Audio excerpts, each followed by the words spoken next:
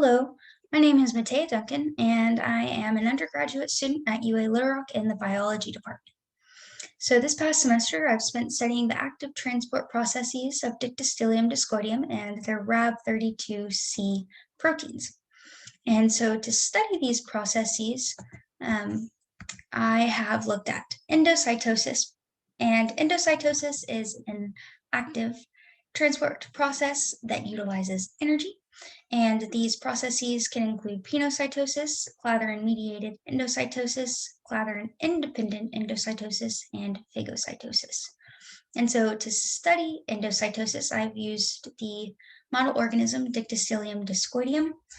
And Dictyostelium discoideum is a haploid single-celled amoebozoa. And we currently use this cell in a wide variety of biological subjects, such as cell biology, molecular biology, and developmental biology.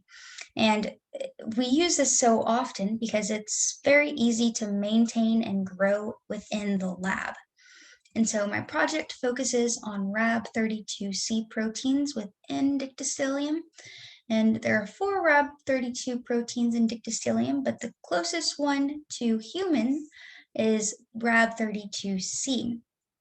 And so Rab32 in humans is noted to be involved in the regulation of calcium signaling within the endoplasmic reticulum, and possibly even phagocytosis.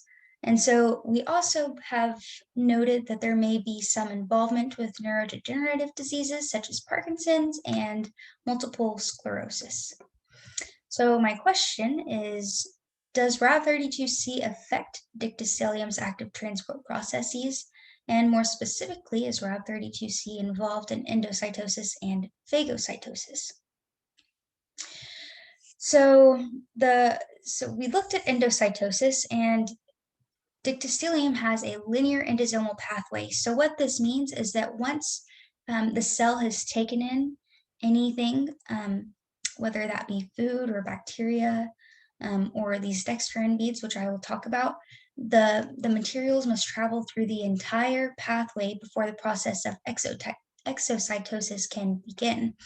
And so to measure the endocytosis rates of Dictyostelium, we incubated our cells with fluorescently labeled dextran beads that the cells are unable to digest. So we're able to easily follow through the entire endocytosis process. So we incubated these cells over the course of 3 hours, and then we created a graph for our fluorescence. And then we also took live cell imaging and fixed cell imaging. And for our live cell imaging, we used a Nikon fluorescent microscope.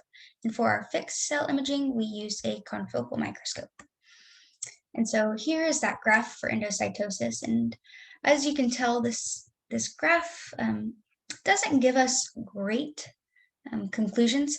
So we've come to the conclusion that there is no conclusion. So what we need to do is we need to go through a few more trials in order to gain more accurate results, and we will also perform some statistics on this as well. And so here is that live cell imaging that we did with the Nikon microscope. And what you're looking at, the green would be our GFP, so our protein, the Rab32C protein. The red is the dextran beads that we allowed them to sit in. And then yellow is where we believe colocalization may have occurred. And so now this is the fixed cell imaging with a confocal microscope. And what a confocal microscope does is it's able to capture photographs in 3D. And so these pictures are actually 3D images, and again, the yellow is possible colocalization. So next we look at the phagocytosis process, and Dicty is actually known to be a professional phagocyte, and that's what it does, and that's how it gets nutrients in the wild. It's by phagocytizing bacteria. So Dictyostelium is a great model organism for phagocytosis because it has a very similar process as human macrophages. to study phagocytosis in Dictyostelium, we incubated our cells with 1 micrometer latex beads, which again, the cells are unable to digest.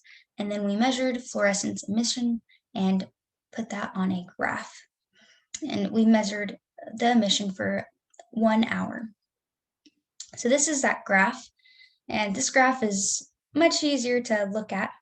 And so the evidence suggested that the presence of our Rab32C protein did, in fact, increase our phagocytosis rates at the 30 and 45-minute mark. And it was even 120% higher than our wild type. So we still need to do statistical analysis on this, but to make sure that there is truly a significant difference between the wild type and our other types. So our conclusions that we've come to is that we have seen possible localization with the endocytosis process, and we do believe that there is a difference in phagocytosis rates, which do lead us to believe that our Rab32C is involved in the phagocytosis process. And again, our results from our endocytosis may have been inconclusive, but we will perform more trials to come to conclusions about this. So our future plans are to get images for phagocytosis with the confocal microscope so we can get those 3D images. We would also like to perform more trials for the endocytosis, and we need to perform statistical analysis for both endocytosis and phagocytosis. Thank you.